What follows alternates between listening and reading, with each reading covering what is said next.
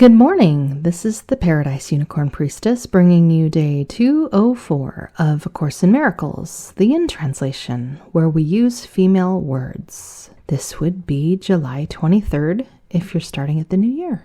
The Christ in you.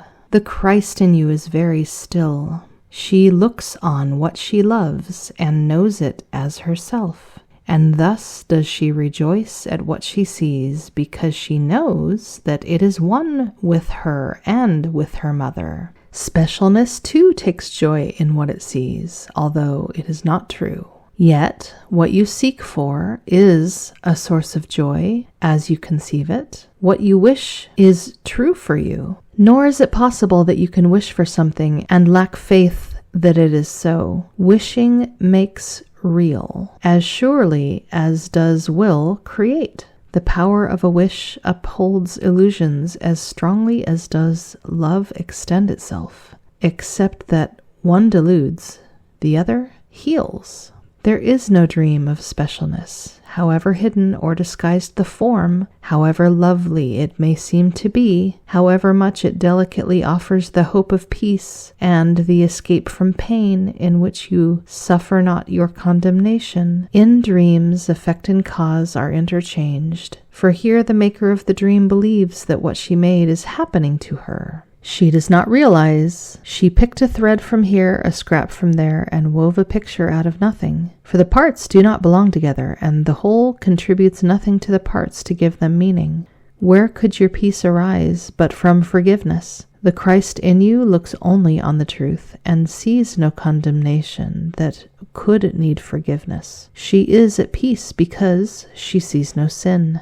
Identify with her, and what has she that you have not? She is your eyes, your ears, your hands, your feet. How gentle are these sights she sees, the sounds she hears. How beautiful her hand that holds her sister's, and how lovingly she walks beside her, showing her what can be seen and heard, and where she will see nothing, there is no sound to hear. Yet let your specialness direct her way, and you will follow, and both will walk in danger, each intent in the dark forest of the sightless, unlit but by the shifting tiny gleams that spark an instant from the fireflies of sin, and then go out to lead the other to a nameless precipice, and hurl her over it. For what can specialness delight in but to kill? What does it seek for but the sight of death?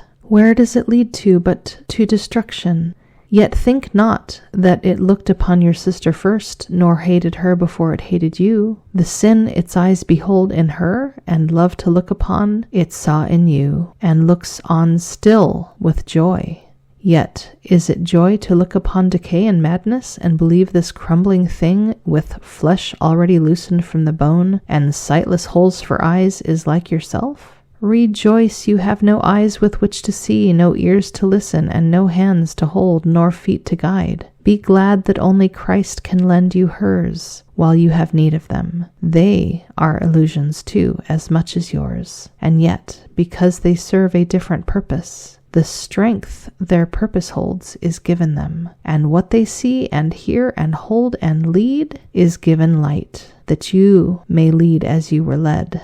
The Christ in you is very still. She knows where you are going, and she leads you there in gentleness and blessing all the way. Her love for God replaces all the fear you thought you saw within yourself. Her holiness shows you herself in her whose hand you hold and whom you lead to her. And what you see is like yourself. For what but Christ is there to see and hear and love and follow home? She looked upon you first, but recognized that you were not complete. And so she sought for your completion in each living thing that she beholds and loves, and seeks it still, that it might offer you the love of God. Yet she is quiet, for she knows that love is in you now, and safely held in you by that same hand that holds your sisters in your own. Christ's hand holds all her sisters in herself. She gives them vision for their sightless eyes, and sings to them of heaven, that their ears may hear no more the sound of battle and of death. She reaches through them, holding out her hand, that everyone may bless all living things and see their holiness. And she rejoices that these sights are yours, to look upon with her and share her joy. Her perfect lack of specialness she offers you, that you may save all living things from death, receiving from each one the gift of life that your forgiveness offers to yourself.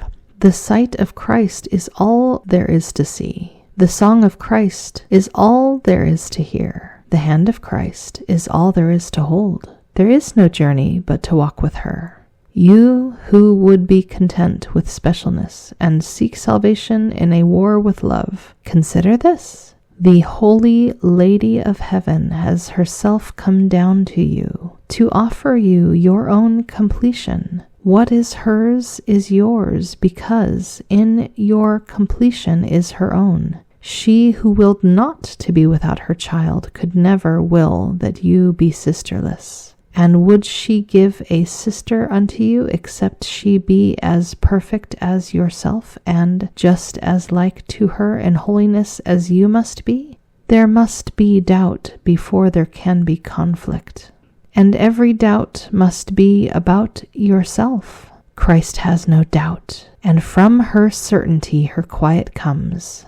She will exchange her certainty for all your doubts, if you agree that she is one with you, and that this oneness is endless, timeless, and within your grasp, because your hands are hers. She is within you, yet she walks beside you and before, leading the way that she must go to find herself complete. Her quietness becomes your certainty. And where is doubt when certainty has come?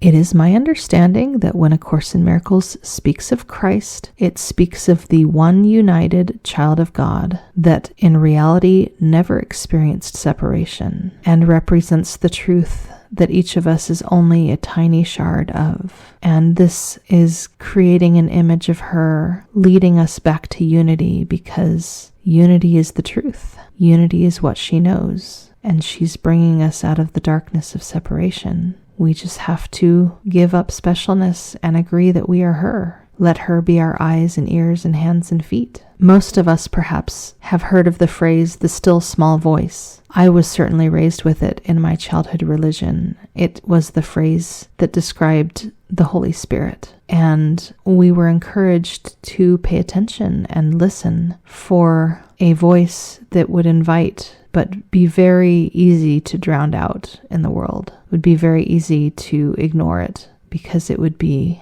very unobtrusive. You'd have to go out of your way and seek it, in essence, most of the time. And that's kind of the sense I get here. It says repeatedly that the Christ in us is very still and very quiet. So it's a thing to exercise, a thing to practice, being still and quiet enough to be in touch with that oneness that is the truth. How else are we going to find our way home?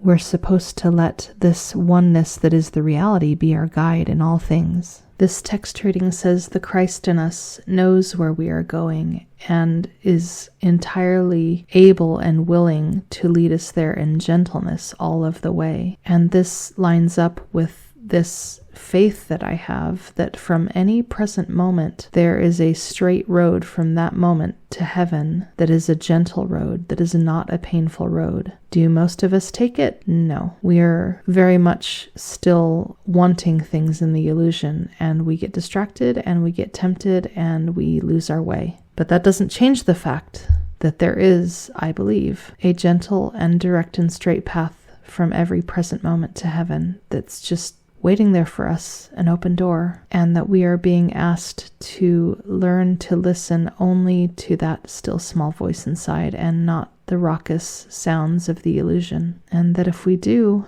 it will be a happy path, a miraculous path. This says something pretty curious about the nature of the illusion. It says that basically whatever we wish is true for us, and that's what we're going to experience in the illusion, and we're going to completely have faith in it.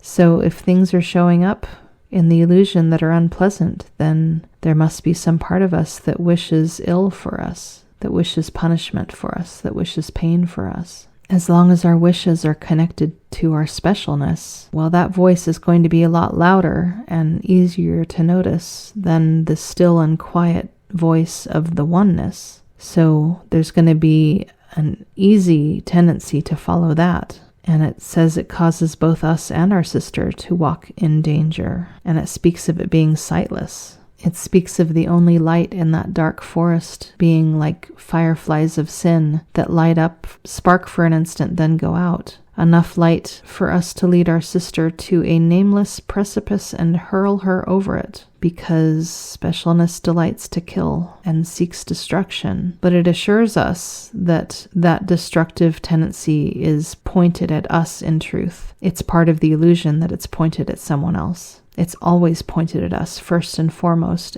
Everything else is just distracting us from the truth. That's what it's doing. And that's why we keep seeing things show up in our dream that turn it into a nightmare. Why is it not a nightmare all the time? Because we're constantly yearning for love, and that prayer is always answered. So we have this dichotomy, this going back and forth between the nightmare and relief. I'm remembering again that A Course in Miracles said that the very last lesson that Jesus learned in this life was not only to listen to the voice for God, but to only listen to the voice for God and to listen to nothing else. And that's what's being described here, is that the song of the oneness is the only thing there is to hear. The sight of Christ is all there is to see, the hand of Christ is all there is to hold, and there is no journey but to walk with her. As long as we value separateness and specialness, we will be incomplete, and heaven is constantly offering us completion.